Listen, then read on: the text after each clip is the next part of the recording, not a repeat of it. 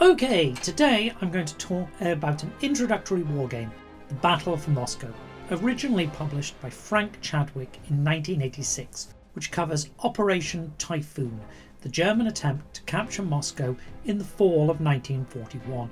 It's a fun, fast-playing introduction to hex and counter wargames, and I'm going to be laying down a challenge today.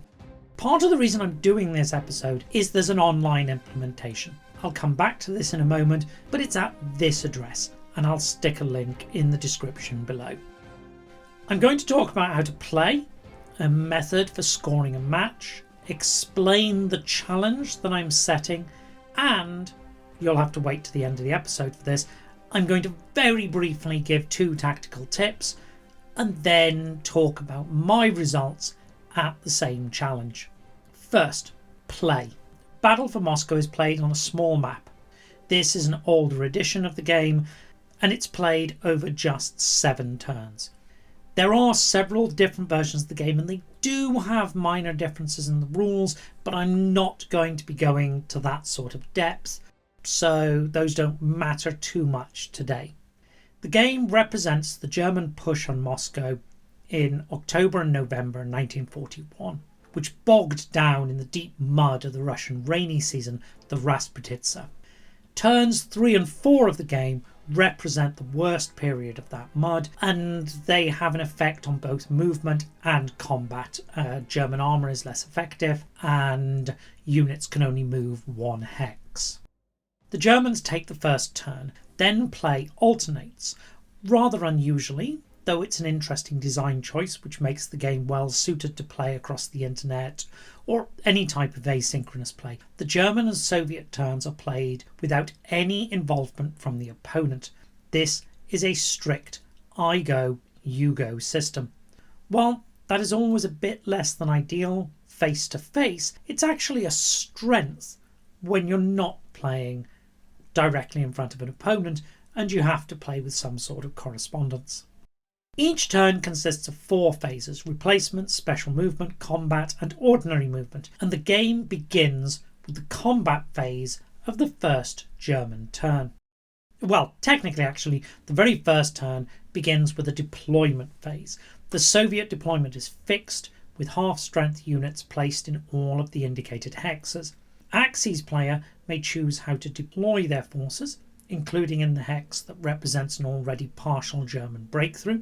Axis units are placed at full strength and, unlike Soviet units, vary considerably. They come in 2 types: panzers, which have a 6 movement, and infantry, which have a 4 movement. And they range in combat strength from 12 for the strongest panzer unit to 4 for the weakest infantry unit. That means they are at least as good as the Soviet units which start the game, and about a third are better than any full-strength Soviet unit, while nearly half are worse than a full-strength Soviet unit. And that distinction becomes important as the game moves forward. The first turn begins with combat for the Axis player. All other turns begin with replacements. After deploying, the Axis player declares all of their attacks before resolving any of them. This is a key feature to the game. You can see me doing it here on the first turn. You click on an enemy unit to attack it.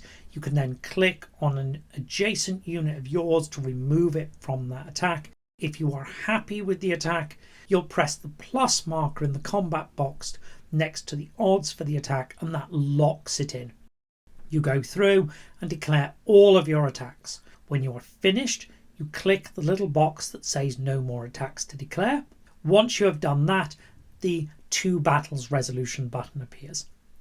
This is a critically important thing to remember. The attacks will be resolved in the order in which you declare them. Combat uses a d6 and a standard odds table. You must have at least 1-to-1 odds, and you can never get better than the 6-to-1 odds column. There are 6 possible results. The first one here is an exchange. The defender takes a step loss, which destroys them. Then the attacker has to select among their own units to remove losses of at least equal strength points. Be really careful of this. It's easy to assume you are clicking to advance after combat and apply losses to a unit you did not want to. Once you've resolved any choices in the combat, you click Next and the system resolves the next combat. This is a really nice implementation, by the way. Its drawback I'll come back to in a minute, which is essentially that you can't play it against live opponents. Here we get to a DR result, a retreat. Retreats must be 2 hexes and they must finish 2 hexes from the attacker, but their direction is controlled by the attacker, not the defender. That's the basics of combat now. Let's talk about movement. Movement happens after combat, so part of the objective in combat is to create gaps you can exploit. And movement is pretty simple. Some spaces cost 2 movement points, some cost 1, rivers cost an extra 1. You have to stop moving the moment you enter a zone of control. Note, it doesn't matter whether you start in a zone of control. So the damaged panzer begins in a zone of control, but it has a very wide range of options for its move. But moving into a zone of control immediately stops the movement of that unit. So the 8-6 panzer just north of Bryansk can only move to 1 of 2 hexes. This does, by the way, mean that infiltration, if you're not facing a completely solid line, is possible. And infiltration is a key part of the game's tactics. Getting to the actual start of most turns, the first phase of each turn is replacements. In the replacement phase, the player has a number of points. The points can be used to return a unit to the table in a friendly city at half strength, or to upgrade a unit at half strength to full strength. You cannot do both to the same unit in the same turn. The main limitation in this is that a unit must be able to draw a line of hexes to its own board edge. So, in this example, the Soviet troops can build a unit at half strength in Orel, or upgrade the 4-point unit to the northwest of Orel to an 8-point unit. None of the other Soviet units can be upgraded because any path would pass through an Axis zone of control. The Axis receive 1 replacement point a turn, the Soviets receive 5, except on mud turns where they receive 4.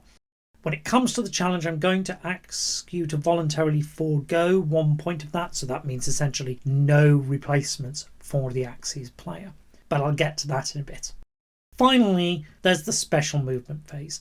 Between replacements and combat, there is a movement phase. This works differently for the Axis and the Soviets. The Axis can move any of their panzers in this movement phase. The Soviets can move any unit only along a rail line. That isn't everything. There are a lot of details, and I've discussed this before. Part of getting good at any game is knowing the rules. Now, I want to discuss the major limitation for this online implementation.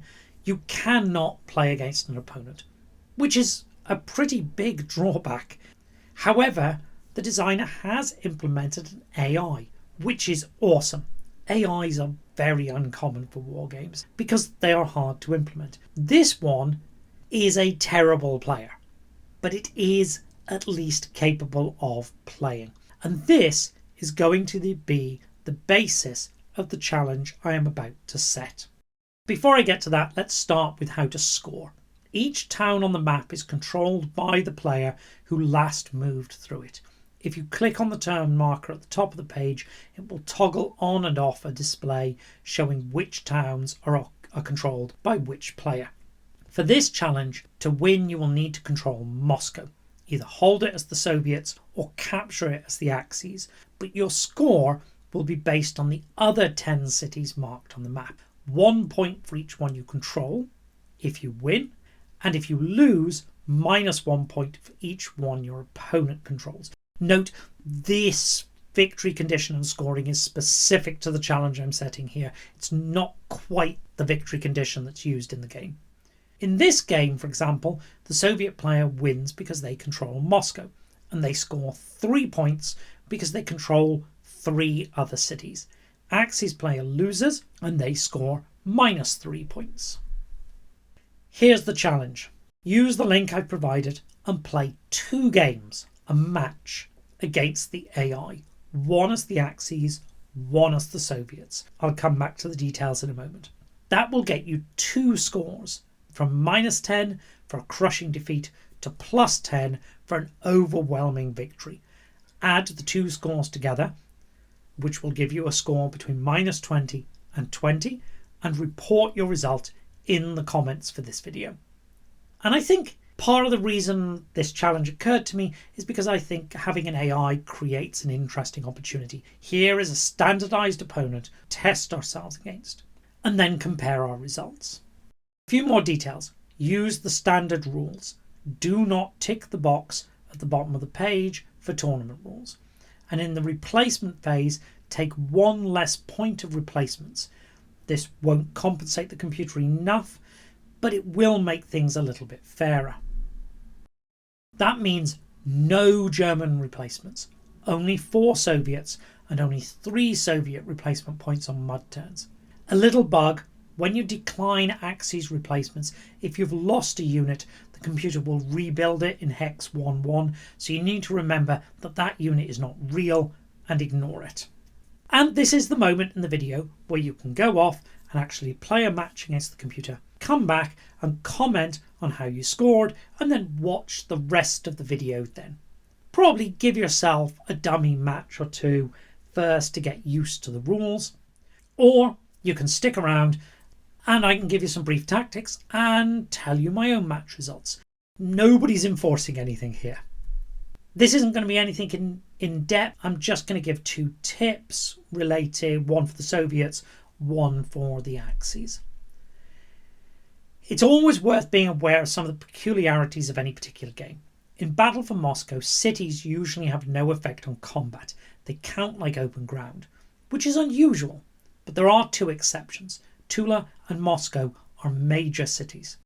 Not only do they provide a defensive bonus, like fortified zones, forests and rivers, by shifting the combat odds 1 step to the left on the chart, but any DR result is converted into a step loss instead, which means all practical purposes that a full strength Soviet unit always has a chance of successfully defending in Moscow or Tula, even if entirely encircled, because if you push the odds to 6-1, they will then be shifted 1 column to the left, counting as 5-1, and that means there's a 1 in 6 chance of a DR, and that will only reduce the unit.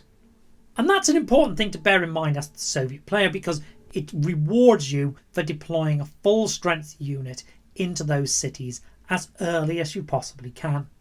That was effectively 1 tip for the Soviet player. Here's one for the German player. Hex 5-6 is critically important on the first turn. If you put a 12-point panzer next to it, you can create a 2-1 attack because you have 3-1 odds, and that is shifted 1 column to the left by the fortified terrain. That gives you a 2 in 3 chance of forcing a retreat, which you can arrange to go far to the south.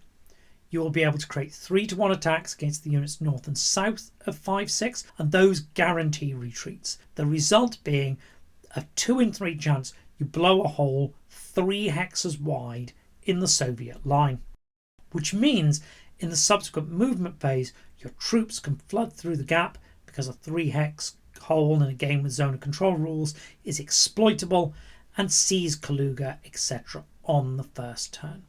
Okay, that's a fair question. I think you probably ought to take the challenge before you look at this section, but it's your call.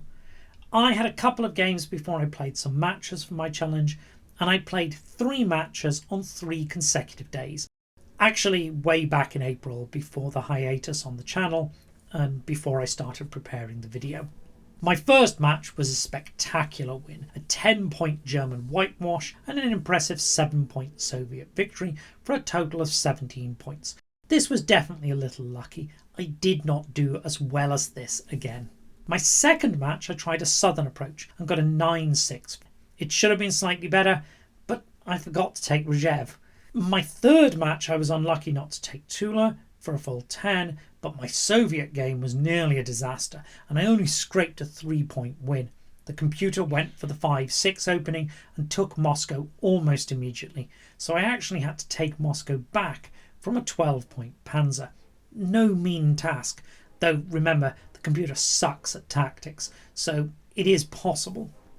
These are where my 3 games came in. Anyway, if you've not tried a match yet, I'm looking forward to seeing how you do with the challenge in the comments. As a player, I'm prone to mistakes or blunders, so I would expect someone who was more precise in their play to be edging me out by 2 or 3 points a match. I might do some more on the tactics and some variant thoughts if there is enough interest, but that's all for today.